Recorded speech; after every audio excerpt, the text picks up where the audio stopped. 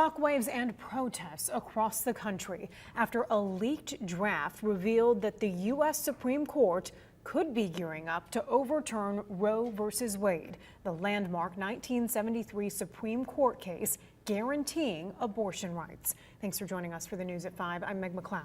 And I'm David Custer. Over the past several months, we've seen several Republican-led states change their abortion laws, making it a crime for anyone getting or administering the procedure after 6 weeks, which is sometimes before a fetal heartbeat is detected. And if Roe v. Wade is overturned, Michigan would revert back to a 1931 law outlawing all abortions. But TV5's Trevor Sahaki reports Michigan leaders don't plan on enforcing it.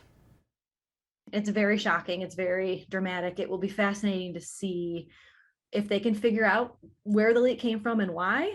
Beyond the shock value of the leaked Supreme Court draft opinion overturning Roe v. Wade, the potential decision could have an instant impact in Michigan. If that were to happen, then Michigan's old 1931 law would also come back into effect immediately. It's still on the books. It just hasn't been enforced since Roe v. Wade. Kyla Stepp is an assistant professor of political science at CMU. That 1931 law bans all abortion at any time, except if the mother is going to die. The odds of any of the 5 justices in the majority changing their mind seem highly unlikely here.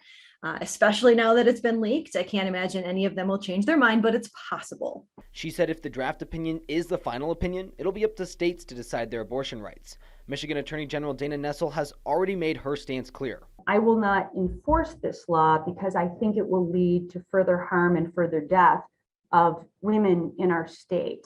But Nessel may only have 6 months left in office. This year's election year, 2022 elections, and she is up for elections. So we are hoping that we can get a pro-life candidate in her seat, in her position, that will protect our laws. If Nessel is reelected, her position could set up more legal battles. It's possible that some of these pending lawsuits that have been filed, one by the governor, one by Planned Parenthood, could lead to a stay being enforced by a court that would allow the law to kind of wait a little bit before going into effect.